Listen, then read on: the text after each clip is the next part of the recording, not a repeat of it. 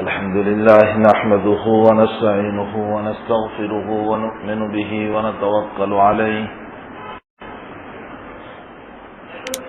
ونعوذ بالله من شرور أنفسنا ومن سيئات أعمالنا من يهده الله فلا مضل له ومن يضلله فلا هادي له ونشهد أن لا إله إلا الله وحده لا شريك له ونشهد أن سيدنا ومولانا محمدا عبده ورسوله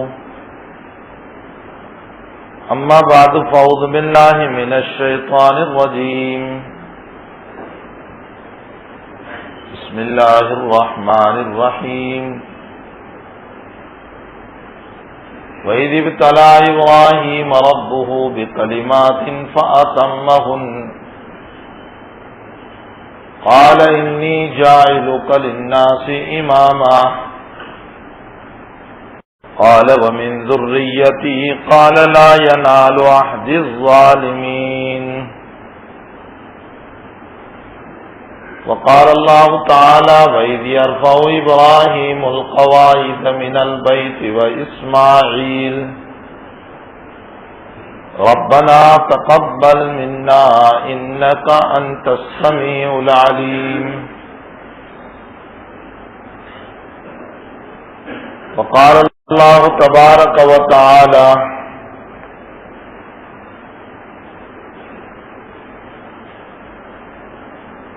فی روایت القدسی ان ابراہیم خلیلی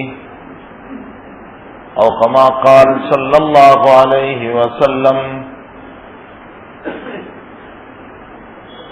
وقال اللہ تعالی یا بنی انی ارى فی المنام انی اذبحک فانظر ماذا ترى قال یا ابت افعل ما تؤمر ستجدنی انشاءاللہ من الصابرین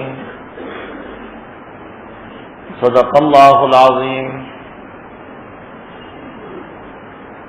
بزرگوں اور بھائیوں، میں نے قرآن کریم کی 3 آیات پڑھی ہے اور ایک حدیث قدسی ہے، اور ان تمام کا تعلق حضرت ابراہیم خلیل اللہ علیہ السلام سے۔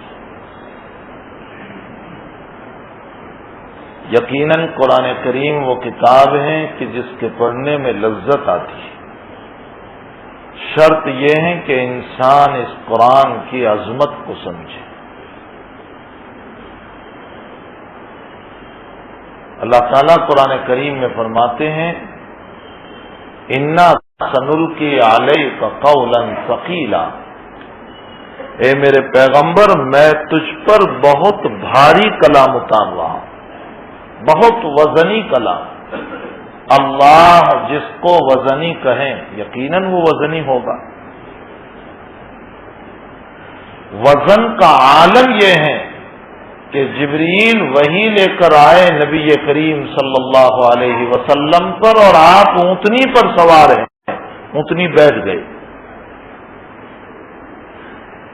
اللہ کے حبیب پاک صلی اللہ علیہ وسلم کے قریب زید بن ثابت رضی اللہ تعالیٰ عنہ بیٹھے ہوئے ہیں، کاتب وحی، اور وحی کا سلسلہ شروع ہوا۔ اللہ کے حبیب لیٹ گئے اور پاؤں آپ کا پڑ گیا زید بن ثابت کے پاؤں پر۔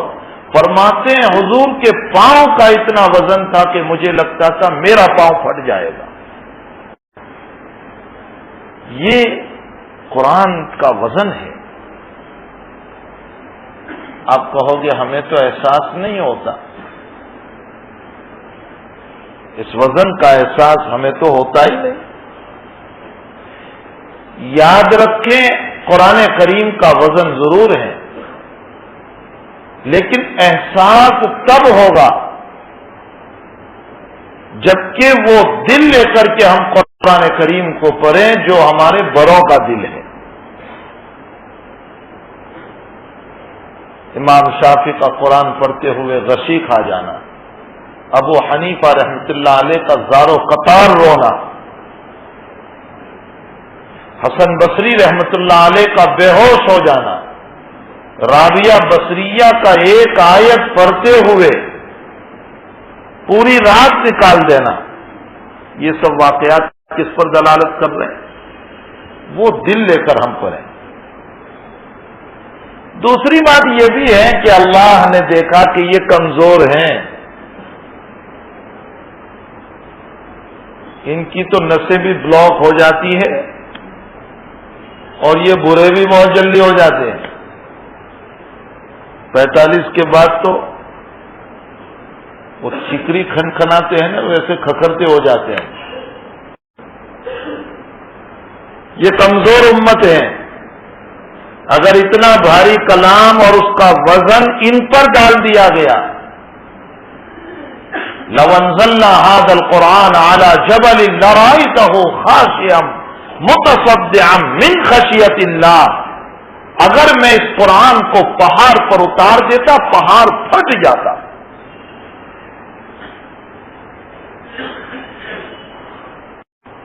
ایسا قرآن اللہ نے ہم کو دیا، اور اس کا بوجھ بھی اگر ڈال دیتا تو ہمارے قلوب بھی پھٹ جاتے۔ اس لیے اس نے ساتھ ساتھ قرآن میں یہ بھی کہہ دیا وَلَقَدْ يَسَّرْنَا الْقُرْآنَ لِلذِّكْرِ فَهَلْ مِن مُدَّكِرٍ، میں نے قرآن کو تمہارے لیے آسان کر دیا، جاؤ۔ لیکن کوئی اپنا کمال نہ سمجھیں، میں پروفیسر صاحب ہوں اس لیے آسان ہو گیا میرے لیے، اور میں حافظ صاحب ہوں اس لیے آسان ہو گیا، اور میں علامہ ہوں اس لیے آسان ہو گیا، اور میں شیخ الحدیث ہوں اس لیے آسان ہو گیا، اور میں مفتی ہوں اس لیے آسان ہو گیا۔ نہ، یہ برکت ہے رسول اللہ صلی اللہ علیہ وسلم کی، آپ کے صدقے میں اللہ نے قرآن کو آسان کر دیا ہمارے۔ حکمت جاننے کی میرے بھائیوں ضرور اجازت ہے، شریعت مطہرہ میں حکمت جاننے کی ضرور اجازت ہے۔ شریعت کے احکام کی حکمتیں جانو تاکہ کام کرنے میں مزہ آئے۔ حکمت جاننا چاہیے، لیکن اشکال نہ کیا جائے شریعت پر، دونوں میں فرق ہے۔ اشکال نہ کرے، حکمت ضرور جانے۔ روزے کو اللہ نے کیوں مشروع فرمایا، نماز کو اللہ نے کیوں مشروع فرمایا، جانو اس کی حکمت کو۔ علماء کے پاس جاؤ، ان سے سوال کرو، اس کی حکمت ہمیں بتائیے۔ مجھے آج حکمت ہی پہ بات کرنا ہے، ضرور حکمت معلوم کرے۔ حج کو کیوں مشروع کیا اللہ نے؟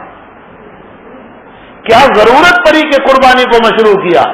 لاکھوں جانور کی جان چلی گئی، اتنے پیسے صدقے کروا دیتا ہمارے پاس، کیا ضرورت پڑی کہ قربانی کروائی ہمارے پاس؟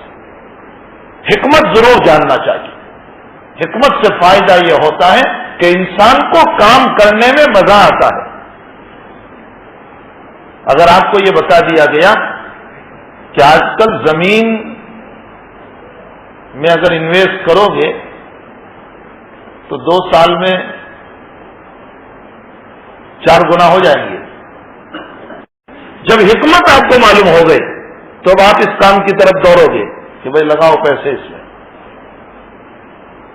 اگر آپ کو یہ پتا چل جائے کہ پراپرٹی کے اندر آج خریدیں گے 2 سال میں بھاؤ بڑھ رہا ہے اور آسمانوں پہ جا رہا ہے، آپ کو معلوم ہو گیا، اب اس کی طرف دوڑو گے۔ آپ کو پتا چل جائے کہ شیئرز کی دنیا ترقی کر رہی ہے، آپ دوڑو گے۔ جس کی حکمت کا پتا چلتا ہے انسان کے لیے کرنا آسان ہو جاتا ہے۔ شریعت مطہرہ کی حکمت کو جانو گے کرنا آسان ہو جائے گا۔ حضرات اکابر نے حکمتوں پر کتابیں لکھی ہے۔ میں نے تو ابھی سوچا ہے کہ میں ان حکمتوں کی کتاب کا گجراتی کروں، اس لیے کہ سارے لوگ عربی نہیں پڑھ پاتے اور ہماری اکثر کتابیں عربی میں ہیں۔ شاہ ولی اللہ صاحب رحمۃ اللہ علیہ نے حجت اللہ البالغہ لکھی،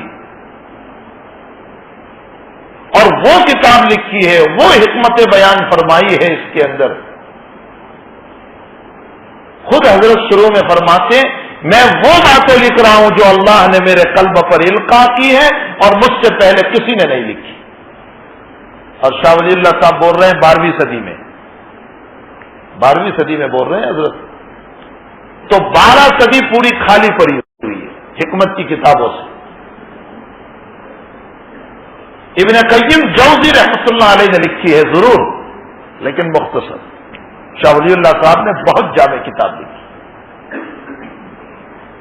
حضرت عبداللہ تھانوی رحمۃ اللہ علیہ نے کتاب لکھی المصالح العقلیہ والنقلیہ، اردو میں یہ کتاب مل رہی ہے آج کل، اس کا نام ہے احکام اسلام عقل کی نظر میں، یعنی اسلام کے احکام عقل کے پلیٹ فارم سے۔ عقل اس میں کیا کہہ رہی ہے؟ عدت اتنی کیوں رکھی؟ منتھلی پیریڈ میں نماز کیوں معاف کی؟ روزوں کے لیے پاکی شرط نہیں ہے، روزوں کے لیے باقی شرط ہے کیا؟ تمہارے وہاں کوئی مفتی فتوا دے دے تو اور مسئلہ ہے بھائی، روزوں کے لیے طہارت شرط نہیں ہے۔ آپ روزے دار تھے اور صبح 10 بجے سوئے تھے، احتلام ہو گیا، روزہ ہو جائے گا، احتلام سے روزہ نہیں ٹوٹتا ہے۔ یا رات میں ناپاک تھے، اسی حالت میں آپ نے سحری کر لی، روزہ اپنی جگہ ہو جائے گا، روزے میں کوئی فرق نہیں۔ روزے کے لیے طہارت شرط نہیں ہے، سمجھ میں بھی آئے؟ تو پھر منتھلی پیریڈ میں اللہ نے روزوں سے عورتوں کو کیوں منع کیا؟ حکمت جاننی چاہیے، ضرور جانو۔ آج ہم شریعت مطہرہ کی حکمتیں نہیں سمجھ رہے، اس لیے ہمیں اس کا شوق بھی نہیں ہو رہا ہے۔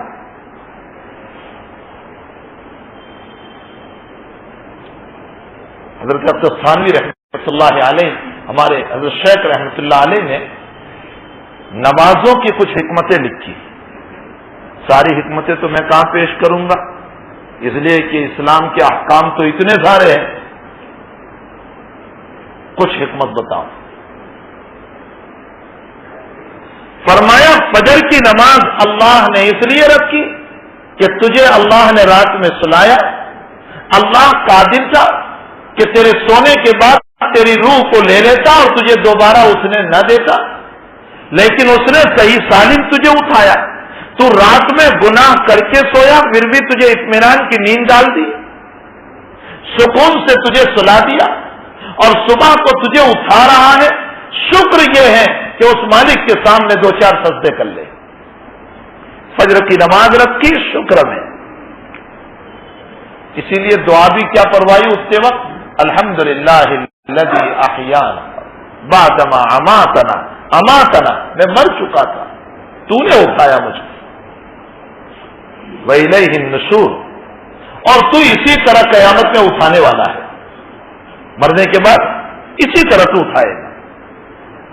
نبی کی ایک ایک دعا میں حکمت، فرمایا رات میں بستر پر جاؤ تو دعا پڑھ لو، انی وجہت وجہی الیک وفوضت امری الیک والجأت ظہری الیک لا ملجأ ولا منجأ منک الا الیک آمنت بکتابک الذی انزلت وبنبیک الذی ارسلت۔ اگر اس دعا کو پڑھ کر رات میں سو گئے، موت آ گئی، اللہ خاتمہ بالخیر فرمائیں۔ ترجمہ کیا ہے اس دعا کا؟ کتنی جامع دعا۔ اے اللہ میں سو رہا ہوں، انی وجہت وجہی الیک، اے اللہ میں چہرہ تیری طرف کر رہا ہوں، وفوضت امری الیک، اور اے اللہ میں سو جاؤں گا، مجھے کچھ پتہ نہیں کہ اب کیا ہونے والا ہے، میرے بیوی بچوں کا کیا ہوگا، میرے مکان کا کیا ہوگا، میری ذات کا کیا ہوگا، میں سویا ہوا ہوں گا، ممکن ہے کوئی چور آ جاوے مجھے مار دے، میری بیوی کو مار دے، میرے بچوں کو مار دے، چپکے سے میرا مال لوٹ کر کے چلا جائے، مجھے کچھ پتہ نہیں ہے، اے اللہ میں سو رہا ہوں، فوضت امری الیک، سارے میرے معاملات تیرے حوالے کر رہا ہوں۔ کتنی جامع دعا ہے۔ وَأَلْجَأْتُ ظَهْرِي إِلَيْكَ، اے اللہ میرے پیچھے میری مدد کرنے والا کوئی نہیں، میں تجھے اپنا پشت پناہ، اپنا داروغہ بناتا ہوں، تو میری حفاظت کرے گا۔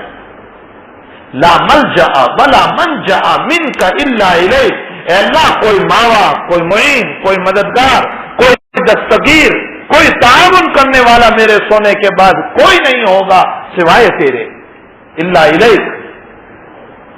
آمنت بکتابک الذی انزلت، ایمان لایا میں تیری کتاب پر جو تو نے اتاری ہے، وبنبیک الذی ارسلت، اور تیرے اس نبی پر جس کو تو نے رسول بنا کر بھیجا ہے۔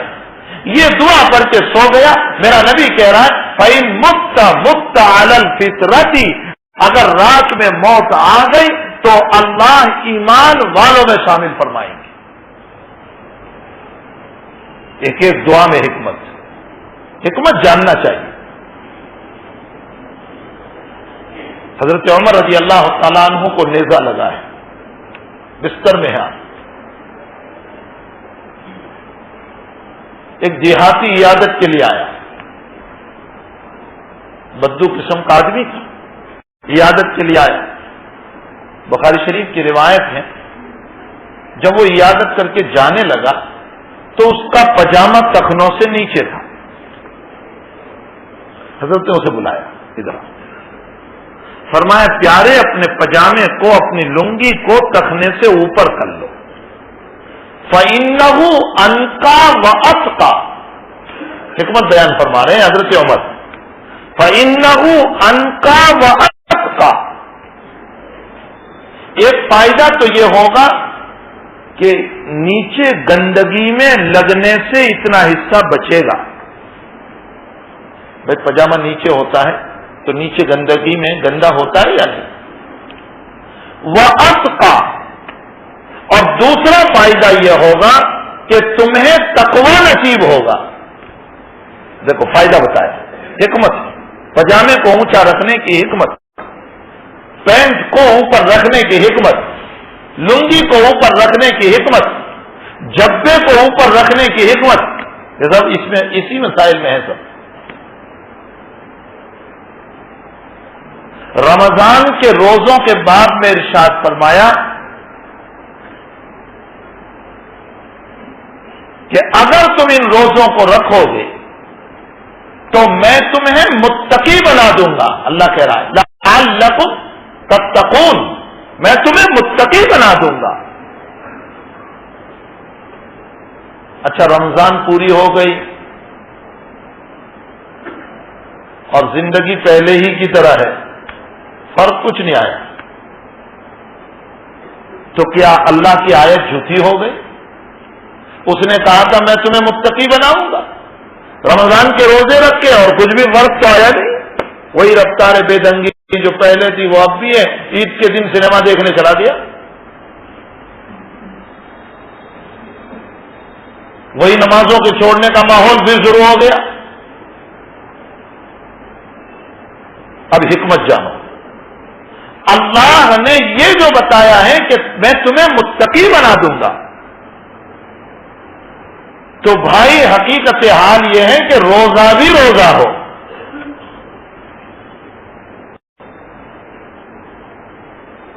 اور اگر روزے کی حقیقت ہی ہمیں نہیں آئی تو تقویٰ کیسے آئے گا؟ روزے کی حقیقت کیا ہے؟ کم کھانا، کم بولنا، کم سونا، کم پینا، یہ روزے کی حقیقت ہے۔ میں آپ کو ایک مثال دوں، یہ ہماری مسجد ہے، اس میں اے سی لگے ہوئے ہو، اب اے سی کو آپ نے آن کیا، کھول دیا، اور ساتھ ساتھ یہ سارے ونڈوز بھی اگر کھول دو، سارے دروازے بھی اگر کھول دو تو اے سی کی ہوا لگے گی آپ کو؟ نہ، وہ ہوا ساری باہر جائے گی۔ تو روزہ جو ہے نا، اس میں سے تقوی کی ہوا نکل رہی ہے، لیکن دوسری طرف گناہوں کے دروازے بھی ہم نے کھول دیے ہیں، گناہوں کے ونڈوز بھی رمضان میں کھول دیے ہیں، تو اب بتائیے روزے کے تقوی کی ہوا ہم کو لگے گی؟ وہ ساری ہوا تو باہر نکل جائے گی۔ ایک سیدھا سا مسئلہ ہے۔ ایک دوسری بات اس میں یہ بھی ہے کہ روزے کی حقیقت ہی کو ہم نے نہیں اپنایا۔ ہمارے حضرت شیخ رحمۃ اللہ علیہ نے فضائل اعمال میں لکھا ہے کہ انسان سحری میں اتنا کھاتا ہے کہ حفظ ما تقدم. حفظ ما تقدم کا معنی وہ جو دین آنے والا ہے نا اس کا ایڈوانس. اپنی زبان میں ترجمہ کرو تو ایڈوانس. وہ دن بھر میں جتنا کھانے والا ہے وہ سحری میں اس نے نمٹا دیا. اور حضرت آگے فرماتے ہیں افطاری میں اتنا کھاتا ہے کہ تلابی مافات، یعنی وہ دن کی جو کسر رہ گئی تھی نا وہ افطاری میں پوری کرے گا. اور مغرب کے بعد جو گھنٹی شروع ہوگی ہماری تو گویا اللہ پر احسان کر دیا. کھانے پر کھانا، کھانے پر کھانا کھایا ہی جا رہا ہے. میں عشاء کے بعد کینیڈا میں تراویح کے بعد میری کوئی مجلس ہوتی تھی، مجلس کے بعد کھانا ہوتا تھا. تو ایک پاکستان کے ہمارے ملنے والے تھے، وہ ایک دن میرے ساتھ کھانے کے لیے بیٹھے عشاء کے بعد. تو ان کا چھوٹا سا بچہ 5-6 سال کا تھا. وہ کہنے لگے ابو جی ابھی تو مغرب کے بعد آپ کھانا کھا کر آئے، پھر کیوں کھا رہے ہیں؟ چھوٹا سا بچہ. ابو جی ایسا بھی روزہ ہوتا ہے کہ مغرب کے بعد کھایا پھر عشاء کے بعد کھانا؟ میں نے کہا یہ بچہ بھی جان رہا ہے کہ روزے کی حقیقت کم کھانا ہے. تو جب ہم نے روزے کی حقیقت ہی کو نہیں سمجھا تو یہ روزہ ہمیں تقوی کی ایسی کیسے دے گا، تقوی کی ہوا کیسے پہنچائے گا؟ حکمت ضرور جاننا چاہیے. اللہ نے عید کے دن عید الفطر میں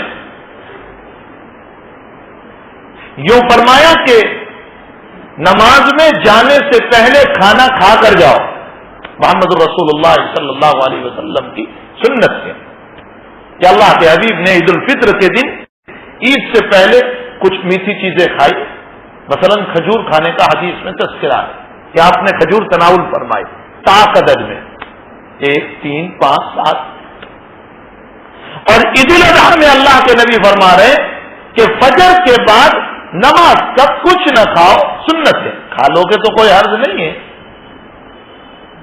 منع نہیں ہے، سنت ہے کہ نہ کھاؤ. اور عید کے بعد اپنی قربانی کا گوشت سب سے اول کھاؤ. حکمت اس میں یہ ہے، اس میں حکمت یہ رکھی ہے کہ وہاں تو مہینے بھر روزہ رکھا تھا اور کھانے کو منع کیا گیا تھا. اب وہی خدا اپنے نبی سے یوں کہلوا رہا ہے کہ آج عید کا دن ہے تو تم کھانا کھا لو. معلوم ہوتا ہے کہ ہم کھانا کھا کر اس بات کو ثابت کر رہے ہیں کہ اللہ اپنی طبیعت نہیں چلائیں گے، تو جو کہہ رہا ہے وہی کریں گے. آج تک تو نے منع کیا تھا تو نہیں کھایا، آج تو کہہ رہا ہے تو ہم کھانا کھا لیں گے. اور عید الاضحیٰ میں اللہ تیری ضیافت و مہمانی ہو رہی ہے. اس ضیافت و مہمانی کے موقع پر وہ آدمی کم نصیب ہوگا کہ اللہ کے دسترخوان پر اس کی مہمانی کا گوشت مل رہا ہے اور ہم اپنی طرف سے اپنا پہلا کھانے کھا لیں. حکمت ہے اس میں. جمعہ کے دن خطبہ پہلے رکھا گیا، نماز بعد میں، اور عید میں نماز پہلے رکھی گئی، خطبہ بعد میں. حکمت یہ ہے اس میں کہ رمضان بھر کے روزے رکھے تھے یا عید الاضحیٰ سے پہلے اس نے روزے رکھے تھے، اور ان روزوں کی وجہ سے جذبات پیدا ہوئے کہ میرے اللہ کو میں دیکھوں، جس کے لیے میں نے کھانا بند کیا، پینا بند کیا، جس کے لیے میں نے سب کچھ قربان کیا، میں اس مولا کو دیکھنا چاہتا ہوں. لیکن مولا دکھائی تو نہیں دیتا ہے. تو یہ اپنے جذبات کی تسلی سجدوں کے ذریعے سے کرنا چاہتا ہے. تو اللہ کہتا ہے اے امام خطبہ بعد میں دینا، میرے بندے کو اپنی جذبات کی تسلی کر لینے دے، اس کو سجدے کر لینے دے. اس لیے نماز پہلے رکھی. اور مزید یہ کہ یہ اپنے جذبات کی تسلی کے لیے اپنے مولا کا بار بار تذکرہ کرنا چاہتا ہے، تو اس میں 6 زائد تکبیریں بھی رکھ دی گئی تاکہ تو اپنے مولا کا تذکرہ خوب کر لے. اور تیرے بھائی جب معشوق دکھائی نہیں دیتا نا تو یہ تذکرے کر کے ہی تسلی دے دیتا ہے. دنیا کا دستور ہے کہ جب معشوق ملتے نہیں ہیں تو یہ نام لے کر جپن کر کے لیلا لیلا لیلا کر کے اپنے دل کو تسلی دے دیتا ہے. فرمایا کہ میرا بندہ بھی مجھے دیکھنے آیا ہے لیکن میں تو دکھائی دیتا نہیں, چلو میرے تذکرے ہی پر اس کے جذبات کو سکون ہو جائے. حکمت کا موقع نہیں ہے, ورنہ شریعت کی ایک ایک حکمت کو میں کھولتا کہ اللہ نے شریعت میں کیا حکمتیں رکھی. ہماری شریعت پوری حکمتوں سے بھری ہے. ہمارا چیلنج ہے ان شریعتوں کو, ان ملتوں کو, ان مذہبوں کو جو ہے تو آسمانی مذہب, جو ہے تو آسمانی کتاب, لیکن ان کے پاس ان کے نبی کی کوئی بات سند کے ساتھ محفوظ نہیں ہے. ہمارے نبی کی ہر بات ہم سے لے کر محمد رسول اللہ صلی اللہ علیہ وسلم تک پوری سند کے ساتھ موجود ہے.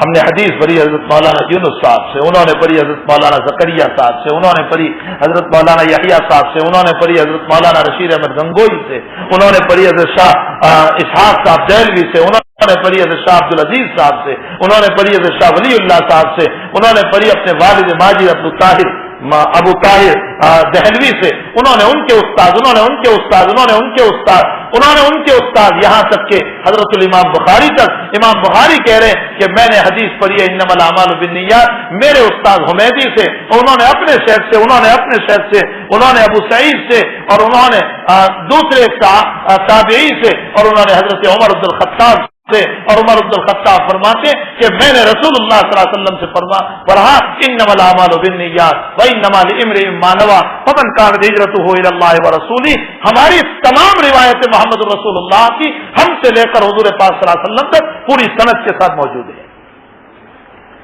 اس لیے ہمارے نبی کی کسی بات پر کوئی انگلی نہیں اٹھا سکتا, کسی کو انگلی رکھنے کا موقع ہی نہیں. مستشرقین سارے اسکال کرتے ہیں لیکن نبی کے کلام کے خلاف ثابت ہی نہیں کر پائے.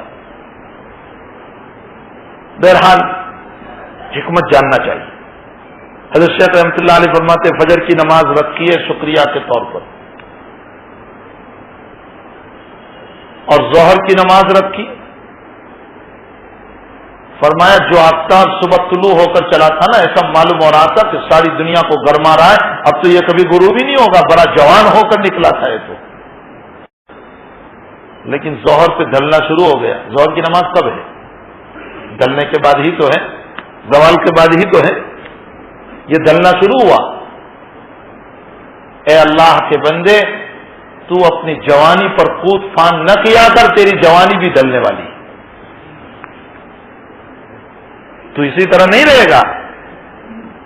نعمتان مقبول فیہما کثیر من الناس الصحۃ والفراغ او کما قال صلی اللہ علیہ وسلم, رواہ البخاری. فرمایا دو نعمتوں کے بعد میں بندہ دھوکے میں پڑا ہوا ہے. ایک صحت, سوچتا ہے آج تم وہ سارو چھو تو ہمیشہ ایسا رہوں گا, دھوکا ہے دھوکا. والفراغ فرصت, سوچتا ہے آج فرصت ہے مجھے ہمیشہ رہے گی, نہ دھوکا ہے. اللہ کے نبی فرماتے آج تندرست ہے, ممکن ہے کہ رات میں سویا اور صبح کو بیماری آ گئی, کل کو عبادت نہیں کر پائے گا. دھوکے میں نہ پڑ تو. اور فرصت, آج فرصت ہے اللہ کو یاد کر لے.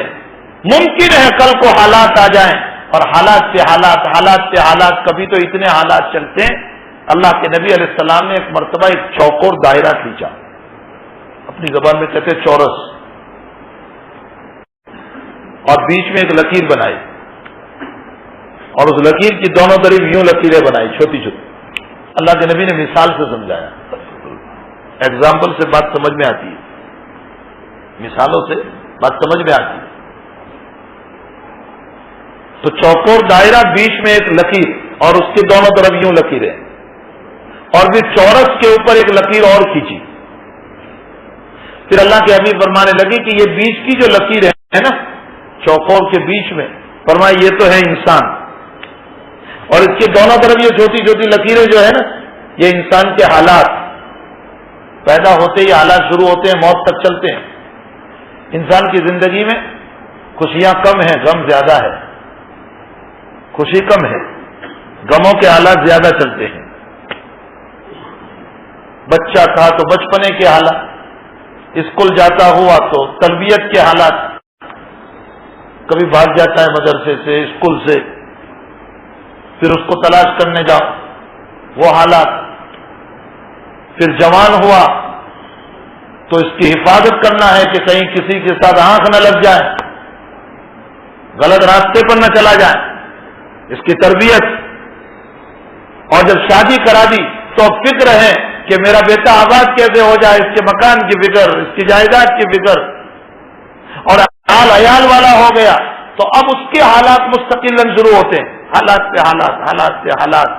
اللہ فرماتے ہیں الہاکم التکاثر حتی زرتم المقابر. فرمایا کثرت مال کی لالچ نے اور کثرت اولاد کی لالچ نے تجھے ہلاک کر دیا اور تو اس کے پیچھے دوڑتا رہا یہاں تک کہ قبرستان میں پہنچ گیا. حتی زرتم المقابر، قبرستان کی تو نے زیارت کر لی. تو اللہ کے نبی نے فرمایا یہ حالات ہیں، ایک حال ختم نہیں ہوا دوسری مصیبت، ایک ختم نہیں ہوئی تیسری مصیبت، چلتی رہتی. اور یہ چوکور کے اوپر جو نشانی ہے نا، لمبی لکیر، فرمایا یہ انسان کی امیدیں ہیں. یہ چوکور تو انسان کی زندگی ہے. فرمایا زندگی یہاں ختم ہو رہی ہے اور امیدیں اس کے اوپر لگائے ہوئے ہیں. 70 سال کی عمر ہے نا، 90 سال کی امیدیں ہیں. اللہ کے نبی یہ کہنا چاہتے ہیں، اللہ نے لکھی ہے 70 سال کی عمر اور تمنا ہے 90 سال کی. وہ ہمارے مدرسوں میں ایک کتاب پڑھائی جاتی ہے، اس میں ایک عجیب واقعہ لکھا. شیخ سعدی رحمۃ اللہ علیہ فرماتے یہاں آئے گا آپ کے وہاں شیخ سعدی رحمۃ اللہ علیہ یہاں تشریف لائے آپ کے وہاں. بہت بڑا آدمی ہے وہ شیخ سعدی، تصوف کا امام تھا. اللہ تعالیٰ نے بڑا تصوف کا امام بنایا. اور اس کا استاد دیکھو تو حدیث کا بہت بڑا محدث علامہ ابن قیم جوزی رحمۃ اللہ علیہ. اور شیخ سعدی رحمۃ اللہ علیہ مسلکن حنبلی تھے. بہرحال یہ آپ کی سرزمین خوش نصیب ہے کہ شیخ سعدی جیسا انسان بھی یہاں پہنچا ہے. انہوں نے اپنی کتاب بوستا میں پورا واقعہ بھی بیان کیا ہے کہ میں کیسے پہنچا اور وہاں اندر کیسے گیا اور کیسے میں نے ان لوگوں کی خوشامدیں کی. اور فرمایا میں ان کے قریب رات سونے لگا تو ان کے بغلوں سے ایسے بدبو آ رہی تھی جیسے پیاز کی بدبو، لیکن مجھے تو اپنا کچھ کام کرنا تھا اس لیے میں رہا، خوشامدیں کرتا رہا. وہ پورا اپنا واقعہ ایک نقل کیا ہے. تو شیخ سعدی رحمۃ اللہ علیہ ایک واقعہ نقل کرتے ہیں کہ میری ملاقات ایک صاحب سے ہوئی. میں نے اس سے پوچھا کہ زندگی کی کتنی بہاریں آپ دیکھ چکے ہیں؟ انہوں نے کہا کہ 70 کا ہو گیا ہوں، 70 ہو گئے. کہا کوئی تمنا؟ کہا بھائی کوئی تمنا نہیں، ایک تمنا ہے میری. کہا کیا تمنا ہے؟ کہا جی یہ چاہتا ہے کہ میں ایران سے گھنڈک لے کر چلوں بیچنے کے لیے یمن، اور وہ گھنڈک یمن میں بیچوں اور یمن سے چادریں خریدوں، اور وہ چادر لے کر جاؤں چائنا اور چائنا میں چادریں بیچوں اور وہاں سے چینی برتن لے کر چلوں. ہندوستان جاؤں اور ہندوستان میں چائنا کے برتن بھیجوں اور ہندوستان سے کوئلہ اٹھاؤں اور اس کوئلے کو لے کر چلوں عراق میں کوئلہ بیچوں اور عراق کی بہتر سے بہتر چیز جو ہے وہ وہاں کی شہد ہے، اس شہد کو لے کر میں چلوں اور شہد کو لے کر میں فلاں جگہ جاؤں. ایک لمبا چوڑا سفر بیان کیا اس نے. اب آپ بتائیے وہ زمانہ جب نہ ٹرینوں کا نہ پلینوں کا کچھ نہیں، اتنی ساری کنٹریز کا وہ دورہ کرنے کو کہہ رہا ہے، کتنا وقت لگے گا اس کو؟ کم سے کم 10 سال تو کھپ جائیں گے. اس کو 70 پر پہنچ چکا ہے اور تمنا دیکھو تو اتنی لمبی. شیخ سعدی فرماتے اخیر میں کیا کرو گے؟ فرمایا بس یہ سارا دورہ کر کے پھر جی میں آتا ہے کہ اطمینان سے بیٹھ جاؤں. حضرت نے فرمایا کہ کہیں پہلے ہی دورے میں تیرا دورہ نہ پڑ جائے تو دنیا سے رخصت نہ ہو جائے. اللہ کے حبیب نے یہی فرمایا کہ یہ ہے تیری عمر اور تو نیت کر کے بیٹھا ہے اس سے اوپر کی، تمنائیں لے کر بیٹھا ہے اس کی عمر کی، اس سے زائد، تو حکمتیں جاننی چاہیے۔ فرمایا ظہر کی نماز اس لیے رکھی کہ آفتاب جھڑ رہا ہے، اے جوان غرور نہ کر، تیری جوانی بھی جھڑنے والی ہے، اللہ کی عبادت کر لے، آفتاب تجھے سبق دے رہا ہے کہ تو ظہر کی نماز پڑھ لے۔ اور عصر کی نماز اس لیے رکھی کہ آفتاب پیلا پڑ گیا، جو صبح پوری تمازت اور جوانی کے ساتھ نکلا تھا وہ پیلا پڑ چکا ہے، گویا آفتاب پہ بڑھاپا آ گیا۔ اے انسان، تجھ پر بھی بڑھاپا آنے والا ہے، تو اپنے اللہ کو یاد کر لے۔ آفتاب کا پیلا پن عصر کی نماز کا سبق دے رہا ہے۔ اور مغرب ہو گئے، مغرب کی نماز غروب آفتاب کے بعد ہے، اللہ کہہ رہا ہے وہ غروب ہو گیا جو پوری دنیا کو روشن کر رہا تھا۔ اے انسان، تو بھی ایک دن غروب ہونے والا ہے اور قبر میں جانے والا ہے، اس سے پہلے تو مغرب کی نماز پڑھ لے۔ غروب آفتاب ہم کو اللہ کی یاد دلا رہا ہے۔ عجیب حال ہے، نبی علیہ الصلوۃ والسلام کے زمانے میں سن 7 یا 8 میں سورج گرہن ہوا۔ آپ جانتے ہیں نا، سورج گرہن جب ہوتا ہے تو آفتاب پیلا پڑ جاتا ہے، روشنی اس کی مدھم ہو جاتی ہے، کم پڑ جاتی ہے۔ اللہ کے حبیب نے اس موقع پر جو نماز پڑھائی، بہت لمبی نماز پڑھائی، 2 رکعت پڑھائی تھی لیکن بہت لمبی۔ حدیث میں آتا ہے کہ پہلی 1 رکعت میں سورہ بقرہ اور سورہ آل عمران پڑھ ڈالی تھی، اور سورہ آل عمران ختم ہوتی ہے 4تھے پارے کے پونے سپارے پر، یعنی پہلی 1 رکعت میں 3.25 پارے پڑھے تھے نبی کریم صلی اللہ علیہ وسلم، اور دوسری رکعت میں سورہ نساء شروع کر دی۔ 2 رکعت میں ملا کر اللہ کے نبی نے 6.5 پارے پڑھے تھے 2 رکعت۔ یہاں مول صاحب اگر آدھا پارا بھی پڑھے تو آدھی مسجد پیچھے سے غائب ہو جائے گی کہ تم پڑھتے رہو۔ آدھے پارے میں ہمیں بوجھ، ارے صبح فجر کی نماز میں 3 رکوع پڑھتے ہیں، اس میں بوجھ پڑتا ہے۔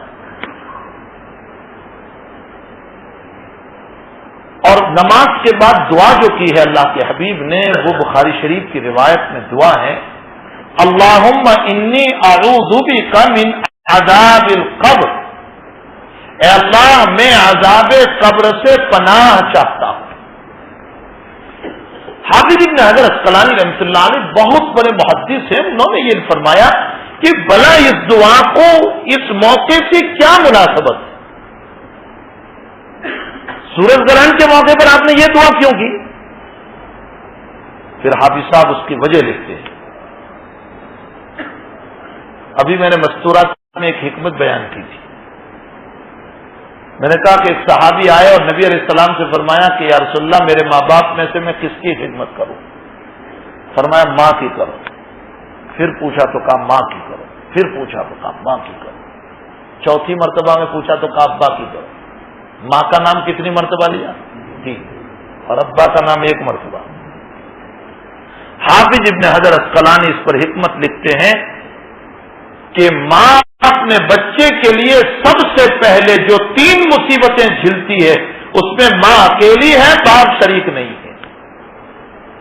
پہلی مصیبت حمل کی مصیبت، حمل میں ماں اکیلی، باپ کو کوئی تکلیف نہیں، ماں اکیلی 9 مہینے تک پیٹ میں لے کر چل رہی ہے، وامٹنگ ہو رہی ہے، بخار آ رہا ہے، کھانا نہیں کھایا جا رہا ہے، باپ بہت تو کیا کرتا ہے، دوائی لا دیتا ہے، اور کیا کرے گا، اس سے زیادہ تو کچھ نہیں کر سکتا۔ ماں تکلیفیں جھیلتی ہے۔ اگر ڈاکٹر یوں کہتے کہ اس تکلیف کو ختم کرنا ہو تو اس بچے کا اسقاط کر دے، گرا دے، تو ماں کہے گی میں بھوکی رہوں گی 9 مہینے لیکن میرے لال کو گرنے نہیں دوں گی۔ اس میں اکیلی ہے ماں، ماں ہے۔ جب یہ دروازے بند ہوتے ہیں نا تب پتہ چلتا ہے۔ انسان اپنے دکھرے اپنے ماں باپ کو سناتا ہے۔ اپنا دکھ کس کو سنائے گا؟ اپنے ماں باپ کو سنائے گا۔ یہ مجمع وہ ہے کہ جس میں کتنوں کے ماں باپ کا انتقال ہو چکا ہوگا، اپنے دکھ کس کو سنائیں؟ اور دوسری مصیبت ہم ولادت کی مصیبت، اس میں ماں اکیلی ہے، باپ شریک نہیں۔ جو پیدائش کے موقع پر تکلیف ہوتی ہے وہ عورت کو ہوتی ہے، شوہر کو نہیں ہوتی۔ گویا اس کو دوسرا جنم ملتا ہے ماں کو، وہ تکلیف ہوتی ہے اس کو۔ اور تیسری مصیبت اپنے خون کو دودھ بنا کر اپنے بچے کو پلاتی ہے، اس میں ماں اکیلی ہے، باپ شریک نہیں ہے۔ ڈاکٹر کہتا ہے تم یہ نہیں کھا سکتی ورنہ بچہ بیمار ہو جائے گا، کہتی ہے چھوڑ دیتی ہوں، لیکن اپنے بچے کو بیمار نہیں ہونے دوں گی۔ ڈاکٹر کہہ رہا ہے کہ تم اس طرح نہیں سو سکتے ورنہ تو دودھ میں خرابی آئے گی، کہتی ہے میں برداشت کر لوں گی لیکن بچے کو بیمار نہیں ہونے دوں گی۔ ان تین مصیبتوں میں ماں اکیلی ہے۔ اللہ کے نبی نے اس لیے پہلے 3 مرتبہ ماں کا نام لیا،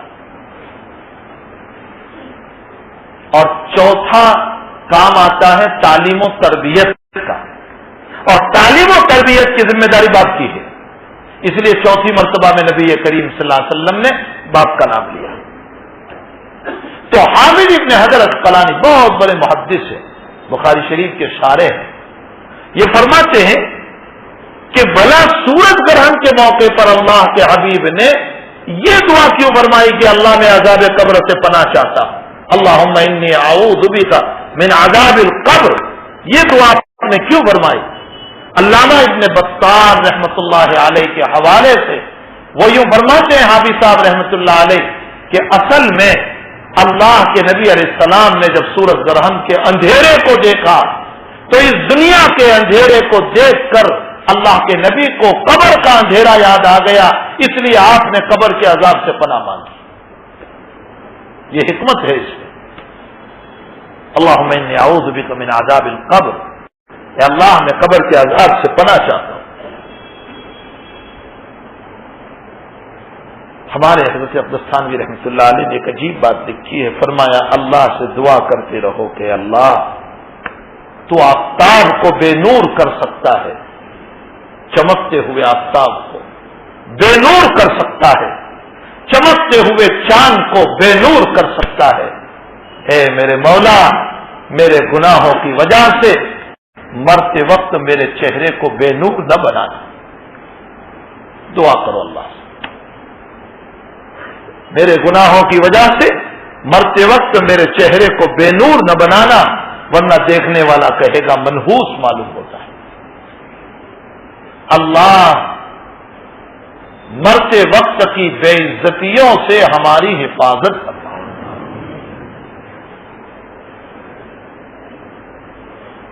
بہرحال مغرب کی نماز اس لیے رکھی کہ آفتاب غروب ہو گیا تو بھی ایک دن غروب ہونے والا ہے، اللہ کو یاد کر لے۔ اور عشاء کی نماز اس لیے رکھی ہے، حکمت اس میں عشاء کی نماز اس لیے رکھی کہ مغرب کے بعد تھوڑی دیر اجالا رہتا ہے، پھر مغرب کے بعد آدھا گھنٹہ اجالا رہتا ہے، پھر تو اندھیرا شروع ہو جاتا ہے، اور رات کا اندھیرا جب شروع ہو جاتا ہے تو لوگ دن کے تذکروں کو بھول کر رات کے تذکرے شروع کر دیتے ہیں۔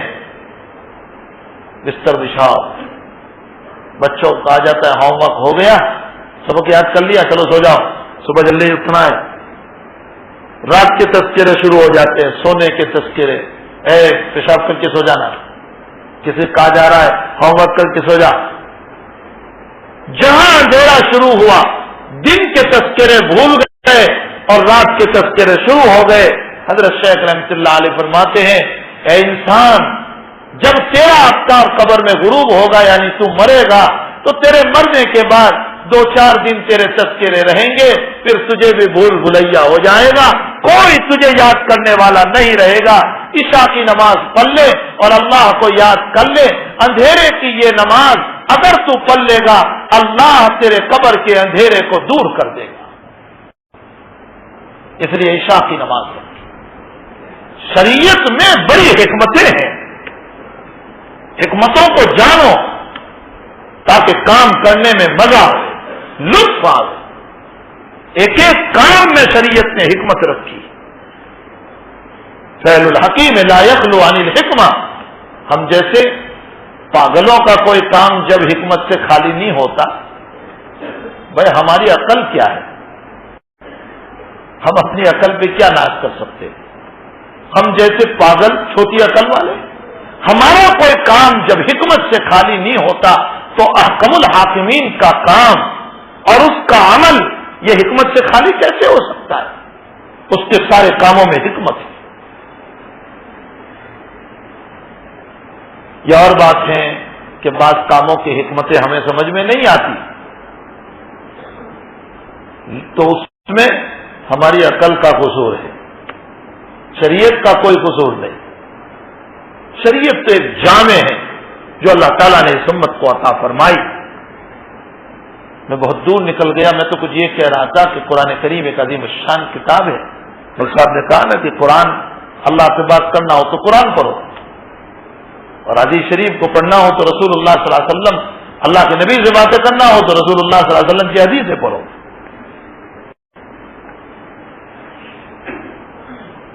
ہمارے وہاں عالمگیر رحمۃ اللہ علیہ بادشاہ گزرے ہیں. لوگوں نے خاموخواہ کے لیے مشہور کر رکھا ہے کہ بڑا متشدد تھا. کوئی متشدد نہیں تھا. تاریخ پڑھیں گے تو آپ کو پتہ چلے گا کہ آپ نے ہندو بھائیوں کو بھی اتنا ہی حق دیا تھا.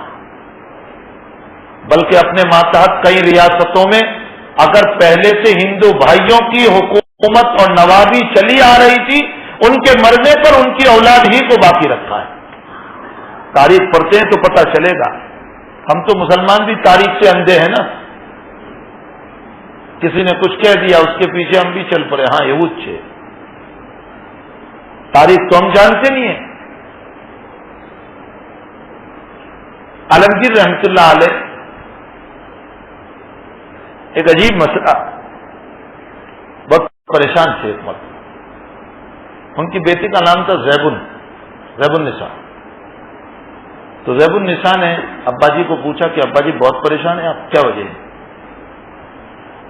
تو کہا بیٹی تمہیں معلوم نہیں ہے ایران سے بادشاہ نے ایک مصرع لکھ کر بھیجا ہے. یہ راجا واجا بادشاہوں کے بھی ایسے ہی مسئلے ہوتے ہیں. جب جو یاد آ جانے لکھ لے. تو کہا وہاں سے ایک مصرع آیا ہے.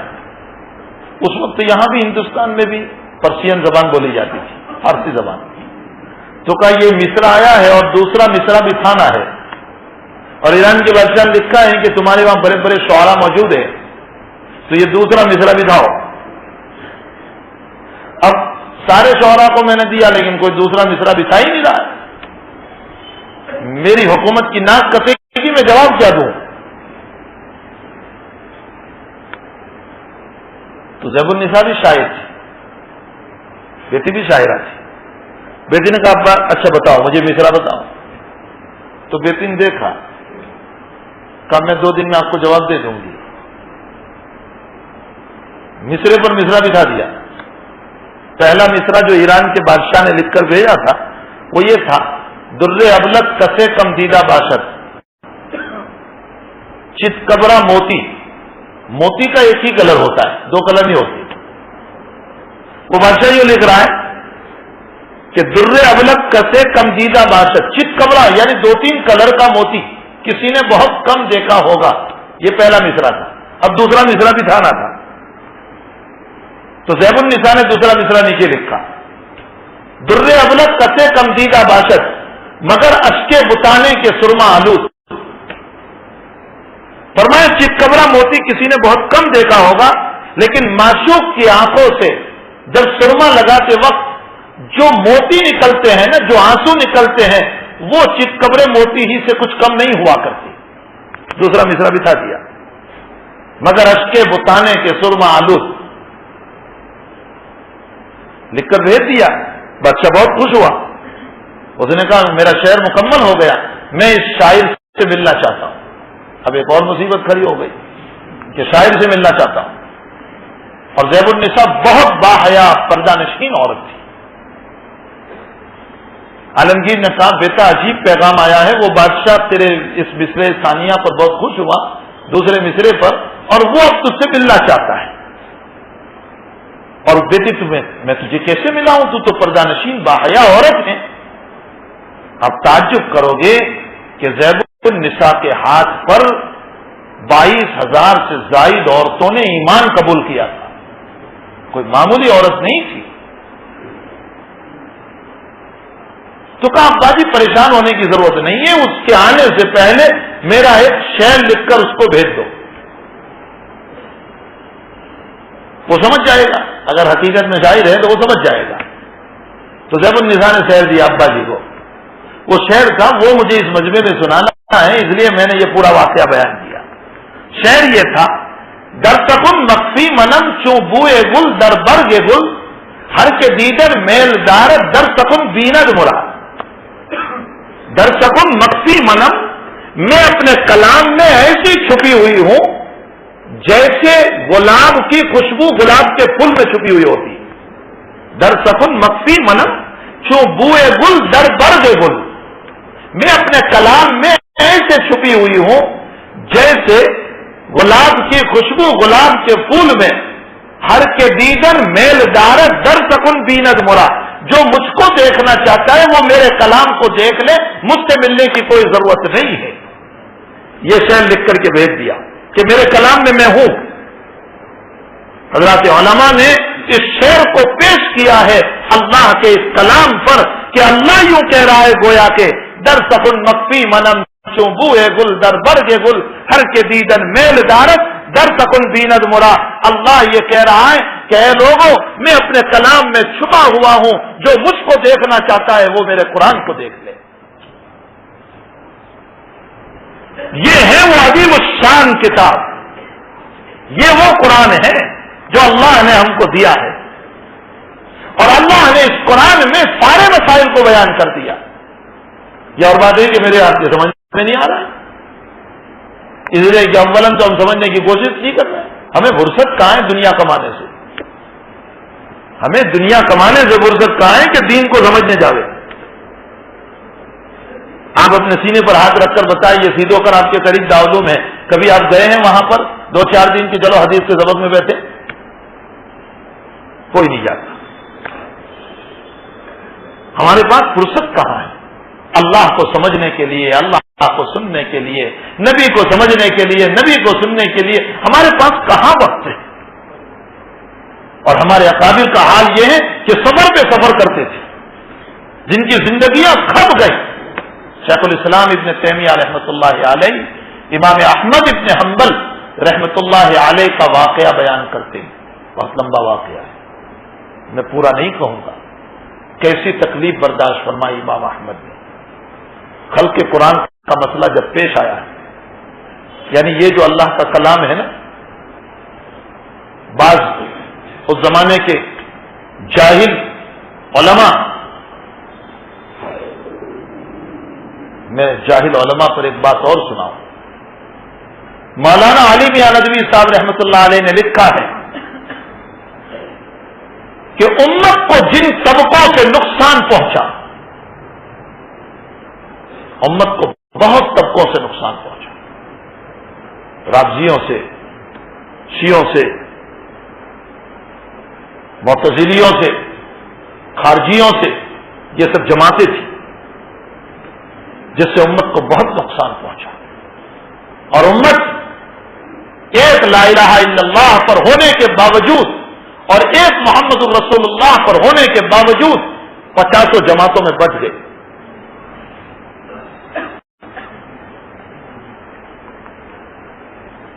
مولانا فرماتے ہیں آگے، اور سب پر قلم اٹھایا گیا جن سے امت کو نقصان پہنچا، رافضیوں کے خلاف، شیعوں کے خلاف، معتزلیوں کے، سب پر قلم اٹھایا، لیکن فرمایا ایک طبقہ امت میں وہ ہے جس سے امت کو بہت بڑا نقصان پہنچا اور آج تک اس پر قلم نہیں اٹھا ہے، اگر قلم اٹھایا جائے گا تو وہ قلم رکے گا نہیں، اور وہ فرمایا امت کے برے علماء ہیں جس سے امت کو بہت بڑا نقصان پہنچا، جنہوں نے اپنا پیٹ پالنے کے لیے، اپنا مقصد حاصل کرنے کے لیے دنیا کمانے کے لیے امت کو غلط راستے پر ڈالا اور اللہ اور قرآن کو سمجھانے کے بجائے اپنے آپ کو سمجھایا. حالانکہ ہمیں اپنی بزرگی بتانے کی ضرورت نہیں ہے، ہمیں تو رسول اللہ کو بتانے کی ضرورت ہے. میں اپنا فالو نہ کراؤں آپ سے کہ میرے پیچھے چلو، مجھے تو آپ کو یہ بتانا ہے کہ محمد رسول اللہ کے پیچھے چلو. لیکن ان لوگوں نے اپنی دنیا کمانے کے لیے جو امت کو غلط راستے پر ڈالا ہے، امت کی تو معافی اللہ کر دے گا، لیکن امت کو ضلالت پر ڈالنے والے علماء کی معافی نہیں کرے گا، جنہوں نے جاننے کے باوجود امت کو غلط راستے پر ڈال دیا. تو امام احمد ابن حنبل کے زمانے میں کچھ ایسے ہی جاہل علماء خلیفہ معتصم باللہ کو یہ سمجھایا، بادشاہ وقت کو، کہ جیسے اللہ نے ہم کو پیدا کیا ہے نا، ویسے یہ قرآن جو ہے وہ بھی اللہ کا پیدا کیا ہوا ہے. حالانکہ یہ تو اللہ کی صفت ہے، اللہ بولا ہے. امام احمد ابن حنبل نے بیڑا اٹھایا اور بادشاہ کے دربار میں مناظرہ ہوا. امام احمد ابن حنبل نے فرمایا پہلے یہ بتاؤ علم اللہ کی صفت ہے یا نہیں؟ علم اللہ کی صفت؟ ارے بھائی قرآن میں پڑھتے ہیں یا نہیں؟ وہ علیم ہے، علم اللہ کی صفت، اور قرآن علم ہے اللہ کا، تو اللہ کی صفت ہوا کہ نہیں؟ قرآن اللہ کی صفت ہے، یہ مخلوق کیسے ہوا؟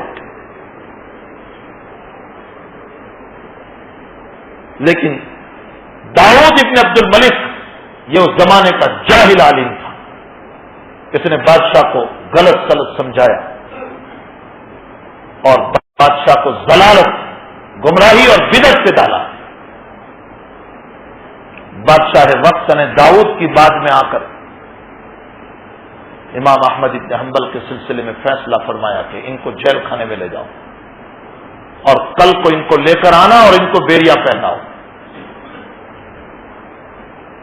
امام احمد ابن حنبل خود فرماتے ہیں، جس کو ابن تیمیہ نے نقل کیا، کہ مجھے لے جایا گیا قید خانے میں، میرے پاؤں میں 2 بیڑیاں اور بیڑیاں پہنا کر میرے گلے میں باندھ دی گئی، جس کا وزن 5 کلو کے قریب تھا. دوسری 2 بیڑی میرے ہاتھ میں پہنائی گئی اور میرے پاؤں سے باندھ دی گئی. اس کا وزن 4 کلو سے زائد، 9 کلو کے قریب بیڑیوں کا وزن. اور دوسرے دن بادشاہ نے بلایا کہ میرے دربار میں لاؤ.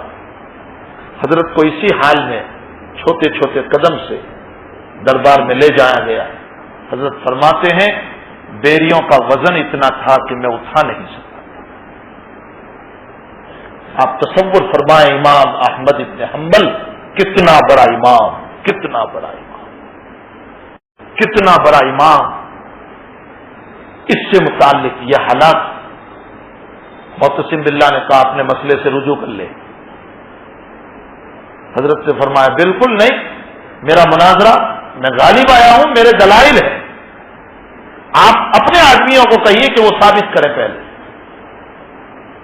مسئلہ تو کیا ثابت کرتا؟ بادشاہ وقت نے 2 جلادوں کو بلایا اور فرمایا مارنا شروع کرو. اور جب مارتے تھے تو امام احمد ابن حنبل فرماتے ہیں کہ جب ایک مارتا تھا تو بادشاہ کہتا تھا اور زور سے مارو، اور زور سے مارو. حضرت فرماتے ہیں میرے بدن پر میرے سطر کے کپڑے کے علاوہ کوئی کپڑا بھی نہیں رہنے دیا. اسی عالم نے مجھے مارا اور ہر کونے پر مجھے یہ لگتا تھا کہ میری عقل غائب ہو جائے گی. اتنے زور سے مار رہے تھے کہ ہر کونے پر مجھے لگتا تھا کہ میری عقل غائب ہو جائے گی. فرمایا 26 کوڑوں تک تو میں برداشت کر سکا، پھر میں بے ہوش ہو گیا. مجھے پتا نہیں پھر مجھے کتنا مارا گیا. بہرحال مجھے جب ہوش میں آیا تو میں ایک اندھیری کوٹری میں پڑا ہوا تھا. اس کے بعد معتصم باللہ کو شعور ہوا. شعور تو کیا ہوتا، شعور تو کیا ہوتا. پیغمبر صلی اللہ علیہ وسلم نے آ کر فرمایا معتصم باللہ کو خواب میں، اگر میرے احمد نے تجھے معاف نہیں کیا تو قیامت میں اللہ تجھے ہرگز معاف نہیں کرے گا. میرے احمد نے تجھے معاف نہیں کیا. اب اس کو شعور ہوا کہ میں نے ظلم کیا ہے. روزانہ اپنے نائبین کو عیادت کے لیے بھیجتا تھا، دوا دارو کے لیے بھیجتا تھا. پھر معافی مانگی. امام احمد نے فرمایا میں تب ہی معاف کر چکا تھا. یہ ہمارے بڑوں کے دل ہیں، یہ ہمارے بڑوں کے دل ہیں. آج ہم اتنے چھوٹے دل کے ہیں کہ ہم تو اپنے باپ کو معاف کرنے کے لیے تیار نہیں، ہم اپنے بھائی کو معاف کرنے کے لیے تیار نہیں، ہم اپنی بیوی کو معاف کرنے کے لیے تیار نہیں، ہم اپنی اولاد کو معاف کرنے کے لیے تیار نہیں. اے اللہ، اگر دین اسی کا نام تھا تو ہمارے پاس دین نہیں ہے. اگر دین ہمارے بزرگوں کے پاس تھا تو ہمارے پاس دین نہیں ہے. میں یہ کہہ رہا تھا کہ قرآن کریم ایک عظیم الشان کتاب ہے. اللہ نے اس میں ساری حکمتوں کو بیان فرمایا ہے. ہمیں چاہیے کہ حکمتوں کو جانیں. میں نے آیتیں جو پڑھی تھی اب ان آیات پر وضاحت کروں گا تو بات بہت لمبی ہو جائے گی. موجودہ مہینہ جو چل رہا ہے یہ بہت متبرک اور مبارک مہینہ ہے. اللہ نے اس کی شروع 10 راتوں کی قرآن میں قسم کھائی. والفجر ولیال عشر، یہ 10 راتیں ایک قول کے مطابق 1 تاریخ سے لے کر 10 تاریخ تک کی یہ 10 راتیں ہیں. اور اس میں یوم العرفہ تو بہت بڑا دن ہے. اس کے روزے کو مصنون قرار دیا. میں نے ابھی اپنے دوستوں سے کہا، میں نے کہا جس کو یوم العرفہ کا روزہ نصیب ہوا وہ یقین جان لیں کہ ابھی 1 سال جیے گا. میں آپ کو بھی کہہ کر جاتا ہوں، اگر یوم العرفہ کا روزہ رکھا ہے تو آپ 1 سال جیو گے. آپ کہو گے کیسے؟ اللہ کے نبی نے یوں فرمایا ہے کہ جو عرفہ کا روزہ رکھتا ہے اللہ تعالیٰ اس سے 2 سال کے گناہ معاف کرتے ہیں. ایک تو جو سال گیا وہ، اور ایک آنے والا سال. تو آنے والے سال کا گناہ اللہ معاف کر رہا ہے عرفہ کے روزے سے، تو یہ گناہ یقیناً کرنے والا ہے، تبھی تو اللہ معاف کر رہا ہے ابھی سے. اور گناہ کرنے کے لیے جینا ضروری ہے. معلوم ہوتا ہے کہ 1 سال یہ جیے گا. ابھی یہ دلیل ہے اس کے اوپر کہ جو عرفہ کا روزہ رکھ لے گا وہ 1 سال جیے گا. اس لیے اس سال نہیں رکھا ہے تو اللہ سے کہہ دو کہ اللہ جلا دے تاکہ اگلے سال رکھیں گے، اور ہر سال رکھیں گے تو انشاءاللہ جیتے رہیں گے. یہ حکمت ہے نبی کریم صلی اللہ علیہ وسلم کی روایت. بہرحال اللہ کے حبیب پاک صلی اللہ علیہ وسلم کی باتوں میں تو حکمت ہے. موجودہ یہ مہینہ برکتوں کا بھرا ہوا مہینہ ہے. اس مہینے میں یادگار ہیں حضرت ابراہیم خلیل اللہ علیہ السلام. اب میں وہ مفصل واقعہ بیان نہیں کرتا، وہ تو آپ سب جانتے ہی ہیں. قربانی کا واقعہ کیا ہوا اور فلاح کا واقعہ کیا ہوا، ان واقعات کی طرف جانے کی ضرورت نہیں ہے. میں 1-2 باتیں اس میں خاص کہنا چاہتا ہوں. اللہ تعالیٰ فرماتے ہیں کہ میں نے اپنے ابراہیم کا امتحان لیا.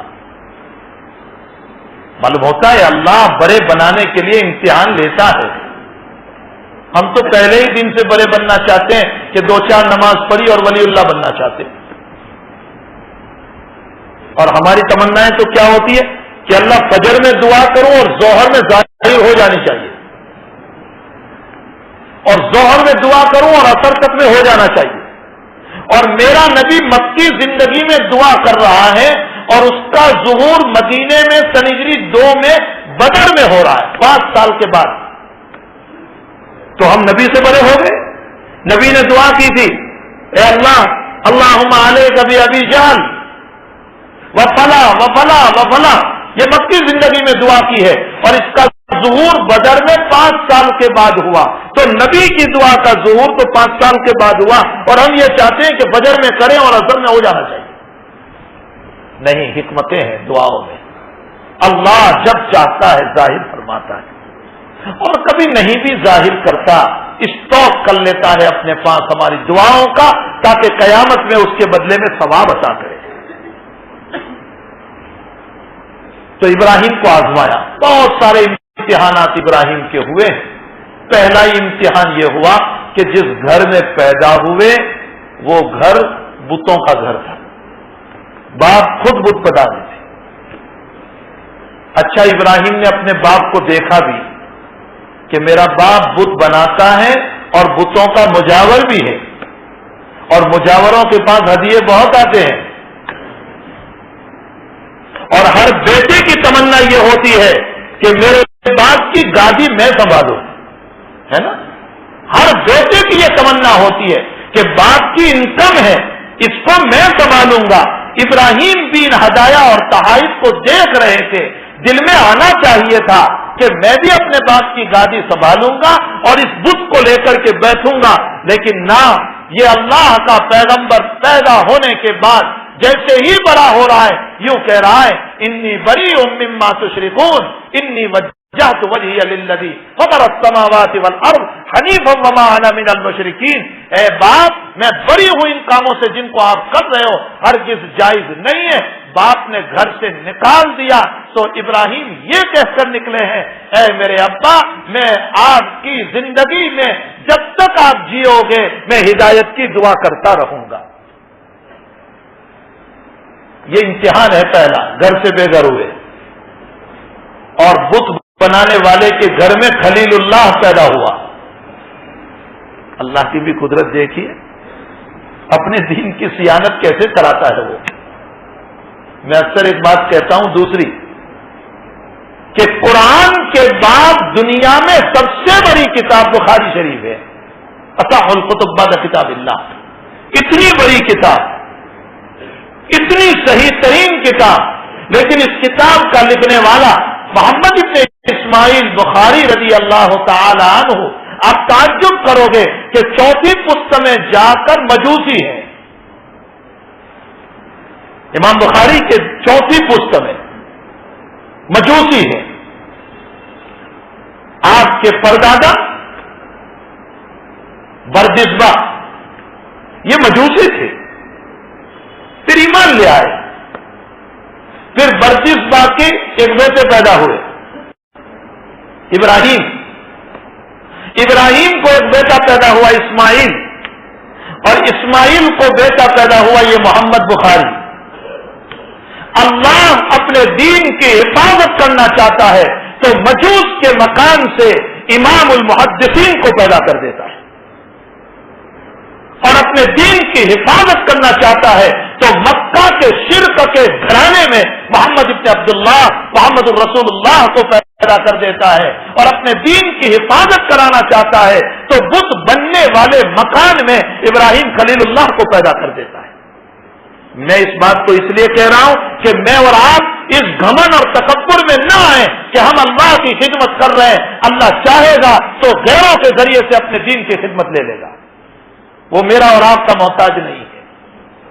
غلط تصور میں نہ آئیں کہ ہم اللہ کی عبادت کر رہے ہیں، ہم نماز پڑھ رہے ہیں، ہم روزے رکھ رہے ہیں، نہ، اللہ کا احسان ہے کہ اس نے ہمیں توفیق عطا فرمائی، یہ اس کا احسان ہے۔ تو ابراہیم کی آزمائش ہوئی، امتحان ہوا، گھر سے بے گھر ہوئے، اسی لیے تو عجیب واقعہ قرآن کریم نے نقل کیا اور احادیث مبارکہ میں بخاری شریف میں ہے۔ قیامت کے دن اللہ یوں فرمائے، ابراہیم یوں کہیں گے کہ اللہ میں تیرا خلیل ہوں نا، تو نے مجھ کو دنیا میں کہا تھا کہ میں تجھے ذلیل نہیں ہونے دوں گا، میں تجھے رسوا نہیں ہونے دوں گا، تو یہ میرا باپ جہنم میں جا رہا ہے، اس سے بڑھ کر میری رسوائی کیا ہوگی کہ لوگ یوں کہیں گے لو خلیل تو مزے اڑا رہا ہے اور باپ جہنم میں جل رہا ہے، اس سے بڑھ کر میری رسوائی کیا ہوگی؟ اللہ جواب دے گا تجھے معلوم ہے خلیل کہ کفر کے ساتھ تو جنت میں جا نہیں سکتے، لیکن میں تجھے ذلیل نہیں ہونے دوں گا۔ حدیث میں اللہ کے نبی نے فرمایا کہ قیامت کے دن اللہ ابراہیم کے باپ کو ایک جانور کی شکل میں جہنم میں داخل کرے گا، عقل سب کچھ وہی انسان کی ہوگی، صورت جانور کی ہوگی، تاکہ کوئی یہ پہچانے ہی نہیں کہ یہ ابراہیم کے باپ ہے۔ خلیل ہے نا یہ تو. خلیل کس کو کہتے؟ خلیل اس کو کہتے جس کی محبت بیچ دل میں بسی ہوئی. عدل الآواز لحول قول الطائی وہو المحبت فی سودائی. ہمارے مدرسے میں ایک کتاب پڑھائی جاتی ہے متنبی، اس میں یہ شعر ہے. وہ شاعر اپنی معشوقہ کے بعد میں یوں کہہ رہا ہے کہ ساری دنیا کی محبتیں میرے دل کے چاروں طرف میں ہیں اور میری معشوقہ کی محبت میرے دل کے بیچ میں ہے.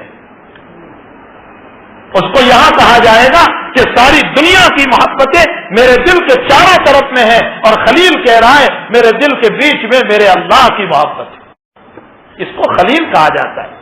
اپنی زبان میں کوئی لفظ ہی نہیں ملتا اس کے ترجمہ کا. بہت بہت تو یوں کہہ دو جگری دوست، لیکن یہ بھی نچلا لفظ ہے، یہ بھی نچلا لفظ ہے. تو اللہ ذلیل کیسے ہونے دے گا؟ اب اللہ کے حبیب فرماتے ہیں کہ قیامت کے دن سارے برہنہ آئیں گے، ننگے پاؤں، ننگے بدن، بغیر ختنہ کے. بخاری شریف میں بغیر ختنہ کے آئیں گے. کیوں؟ کما بدانا اول خلق نعید، ہم نے تمہیں جیسے پیدا کیا تھا نا اسی طرح دوبارہ لے آئیں گے. کپڑے تھے جب پیدا ہوئے تھے تو نہ. وہ کچھ ننگے لوگوں کا مذہب بھی ہے دنیا میں کہ جیسے آئے ویسے رہو.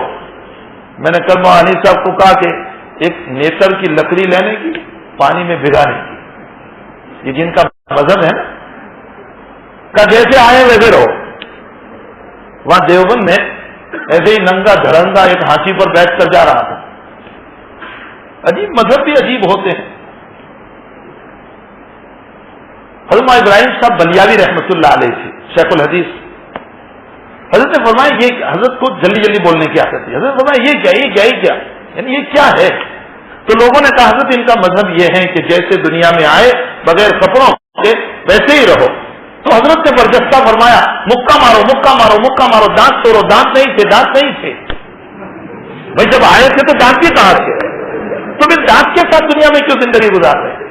اس کو بھی نکال دو. دانت بھی نہیں ہونے چاہیے تھے. تو عجیب ہیں مذاہب بھی.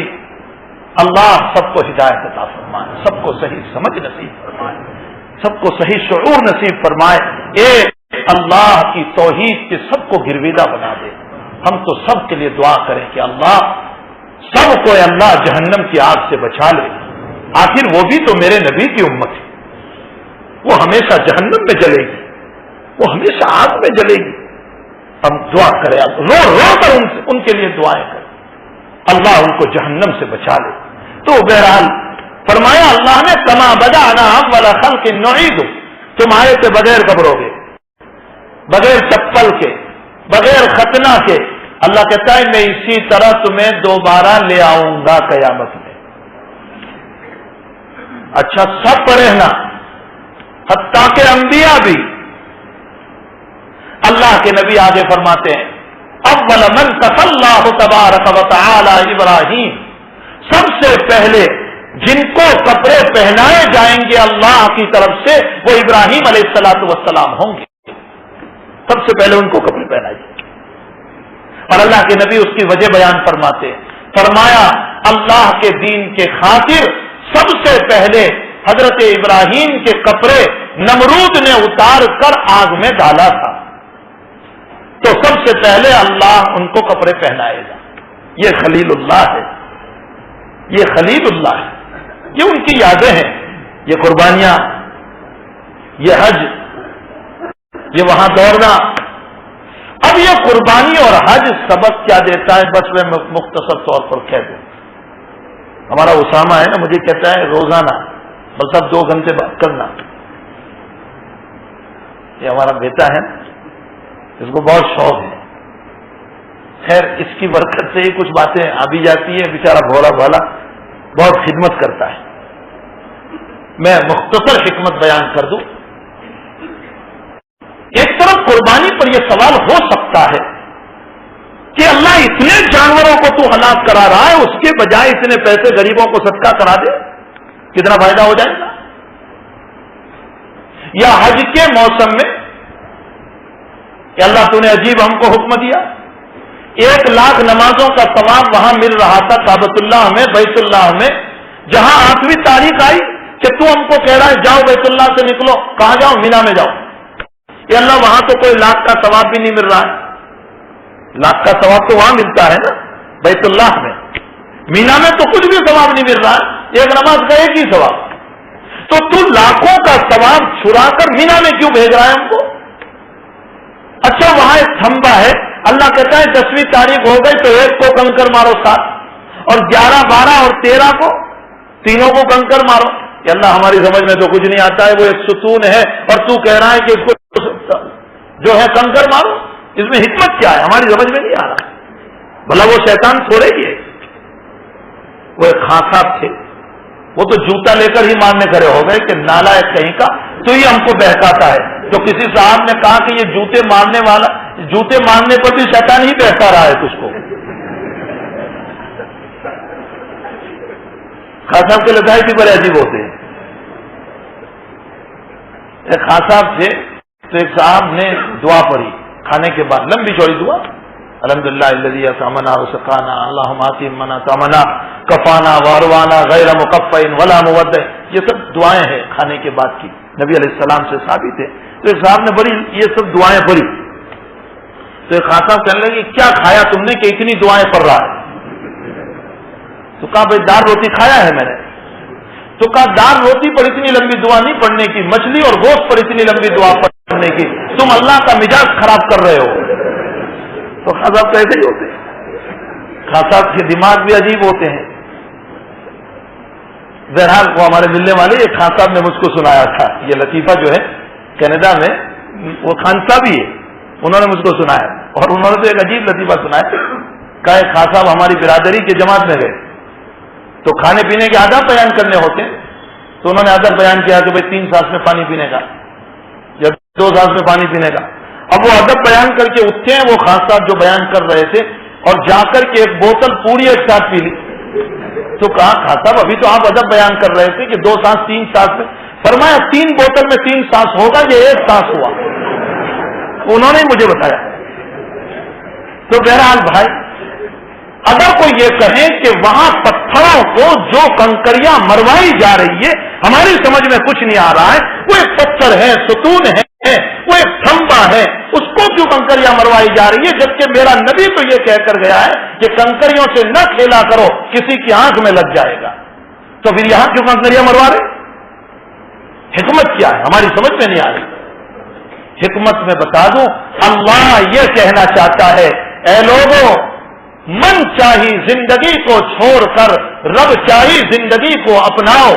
میں جب تمہیں یوں کہہ دوں کہ بیت اللہ کو چھوڑ دو تو چھوڑ دو، اب تم اپنی عقل کے گھوڑے وہاں مت دوڑاؤ کہ 1,00,000 کا نماز چھڑوا کر، 1,00,000 نمازوں کا ثواب چھڑوا کر ہمیں مینا میں کیوں بھیج رہا ہے، عرفات میں کیوں بھیج رہا ہے، مزدلفہ میں کیوں بھیج رہا ہے؟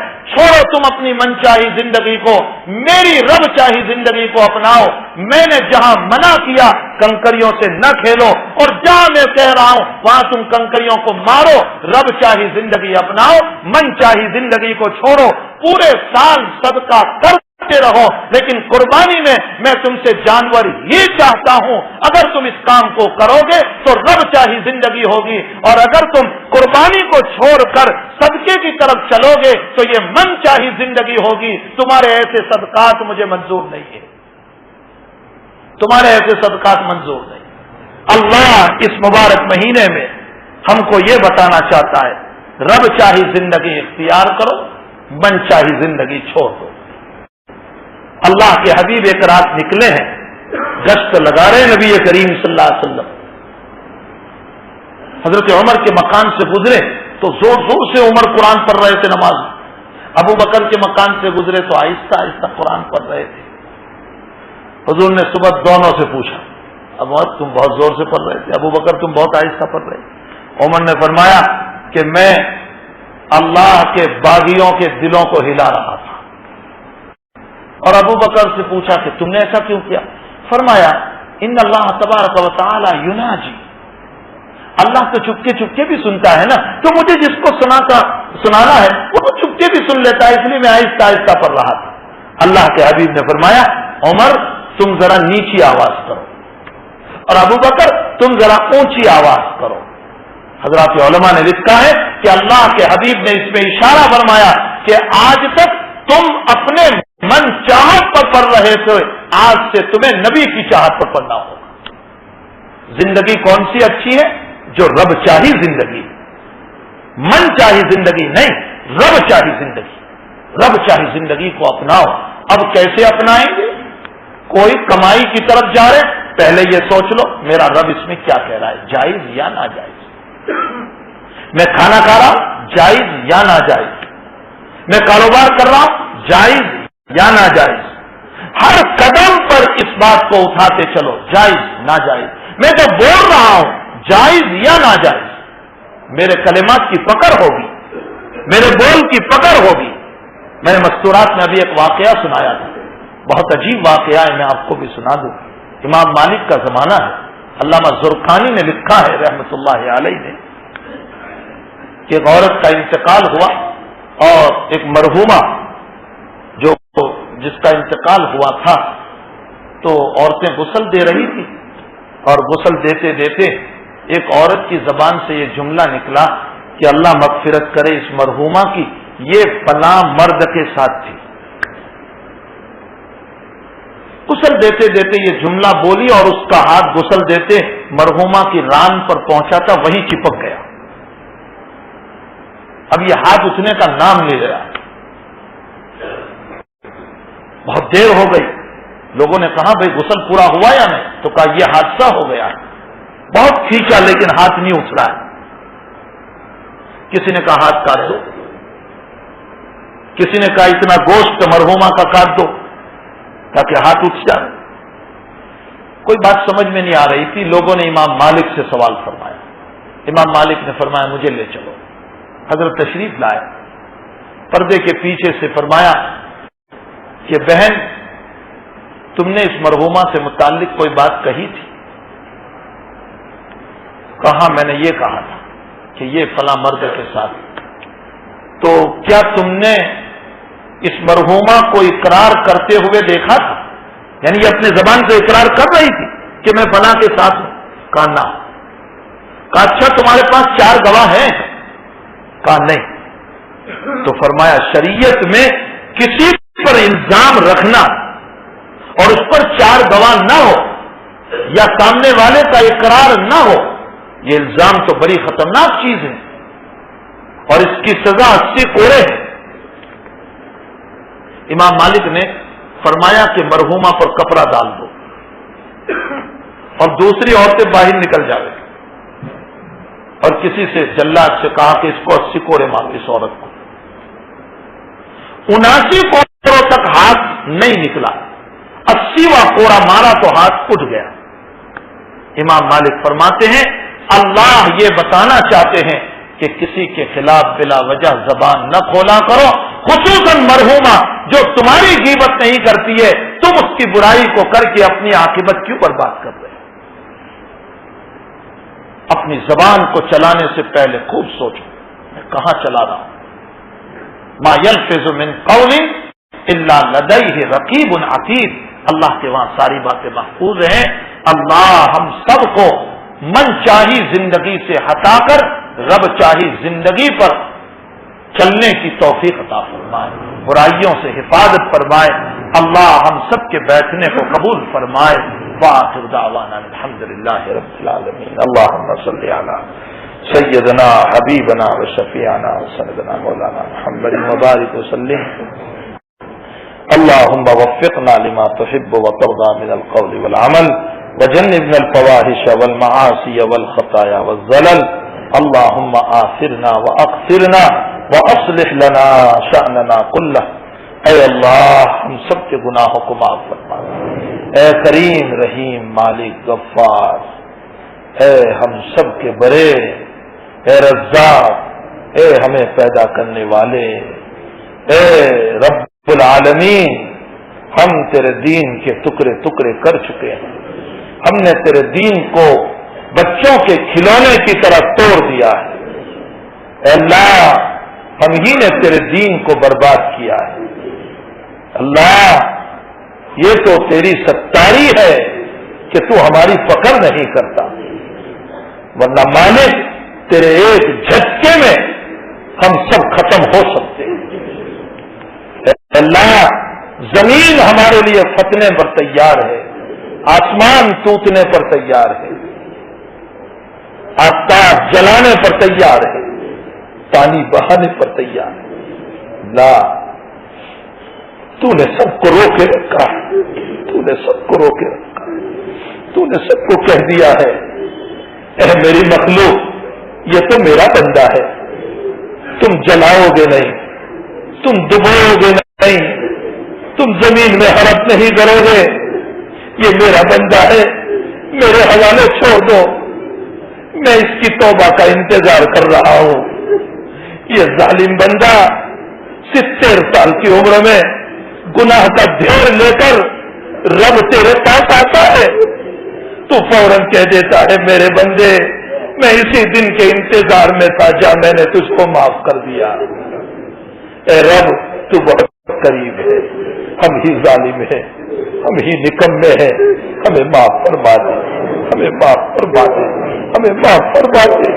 من چاہی زندگی کو چھوڑ کر رب چاہی زندگی اپنانے کی توفیق عطا فرما، تیرے نبی کی سچی اطاعت نصیب فرما، سنتوں سے محبت نصیب فرما، شریعت سے تعلق نصیب فرما، سب کی دلی اللہ تو تمناؤں کو پوری فرما، اللہ سب کے دلی ارمانوں کو پورے فرما، سب کی جائز تمناؤں کو پوری فرما، سب کی حاجتوں کو پورا فرما، بھوکوں کو کھانا نصیب فرما، پیاسوں کو پانی نصیب فرما، بے مکانوں کو مکان نصیب فرما، بے عزتوں کو عزت نصیب فرما۔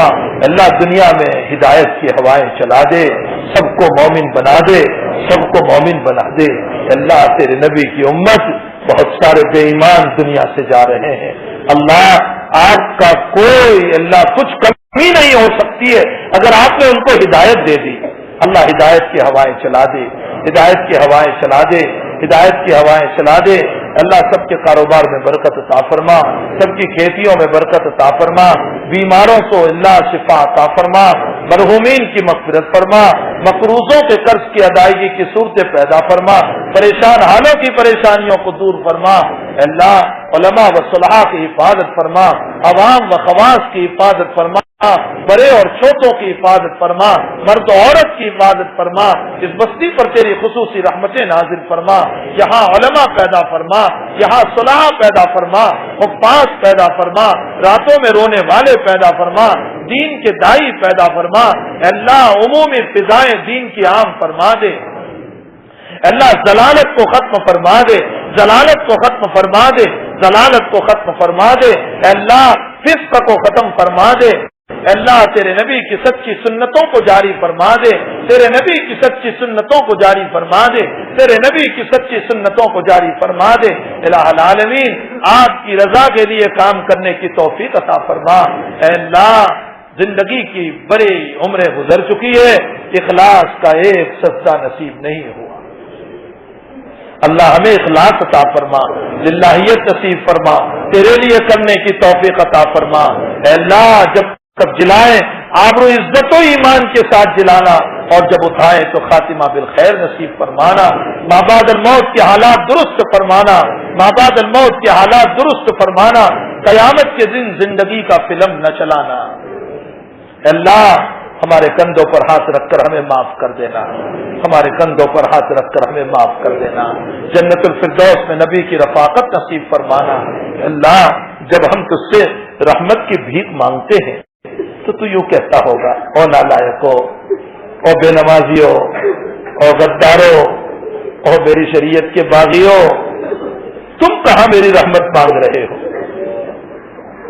میری رحمت تو ابو بکر و عمر کو ملتی تھی، عثمان علی کو ملتی تھی، عائشہ خدیجہ رقیہ ام کلثوم کو ملتی تھی، اولیاء کرام کو میں تو دیتا ہوں۔ اے گندے آدمیوں، میری رحمت کے تم مانگنے آتے؟ صحیح ہے مولا، صحیح ہے، تجھے کہنے کا حق، لیکن اللہ کہاں سے لائے؟ تو سب قبر میں جا چکے ہیں، جیسے بھی ہے ہم ہی ہیں، گندے صحیح تیرے بندے ہیں، گندے صحیح تیرے بندے ہیں۔ اے اللہ جب تو ان پر تیری رحمتیں اتارے کچھ چھینٹے ہمیں بھی نصیب فرما دے، کچھ چھینٹے ہمیں بھی نصیب فرما دے، ہم گندوں کو بھی معاف فرما دے، ہمارے دلوں کو صاف فرما دے، ہمارے قلوب کو منور فرما دے، تکبر کو دور فرما دے، حسد کو ختم فرما دے، آپس میں نفرتوں کو ختم فرما دے، محبت نصیب فرما دے، محبت عطا فرما دے۔ اے اللہ بڑوں کی تعظیم کی توفیق عطا فرما، چھوٹوں پر شفقت کی توفیق نصیب فرما، ایک دوسرے کو معاف اور درگزر کرنے کی توفیق عطا فرما۔ اے اللہ تو ایسا کریم داتا ہے کہ اگر باپ ناراض ہو جائے برسوں راضی نہیں ہوتے، ماں ناراض ہو جائے گھر سے نکال دیتی ہے، بھائی ناراض ہو جائے تو کہتا ہے میرے جنازے کو ہاتھ نہ لگانا۔ تو کیسا رحیم ہے اللہ کہ برسوں کے پاپی بندے کو 2 قطرے آنسو میں معاف کر دیتا ہے اور تو راضی ہو جاتا ہے۔ اے 2 قطروں میں راضی ہونے والے خدا، ہم سے راضی ہو جا، ہم سے راضی ہو جا، ہم سے راضی ہو جا، ان قطروں کی لاج رکھ لے، مغفرت کے فیصلے فرما دے۔ مبارک مہینہ ہے، تیرے در سے خالی ہاتھ واپس نہ پھیر، خالی ہاتھ واپس نہ پھیر اللہ، خالی ہاتھ واپس نہ پھیر۔ اللہ دنیا کا فقیر در پر آ کر کہتا ہے بھوکا ہوں مجھے کھانا دے دے، مسکین ہوں مجھے دے دے، گھر والے کو رحم آتا ہے دے دیا کرتا ہے۔ اے اللہ تو نے دنیا والوں کو رحمت دی ہے، رحمت تو تیری صفت ہے، اے اللہ تجھے تیری صفت کا واسطہ ہے، ہم سب بھکاریوں کو معاف فرما دے، ہم سب مسکینوں کو معاف فرما دے، ہم سب غریبوں کو معاف فرما دے، رحمت کے فیصلے فرما دے، عزت کے فیصلے فرما دے، تادم حیات ایمان کے فیصلے فرما دے۔ ہم سب کی دعاؤں کو اپنے فضل و کرم سے اپنے حبیب پاک صلی اللہ علیہ وسلم کے صدقے میں قبول فرما، اس مجمع کے مخلصین کی برکت کے ساتھ قبول فرما۔ وصلی اللہ تعالی علی خیر خلقہ محمد وآلہ وصحبہ اجمعین برحمتک یا ارحم۔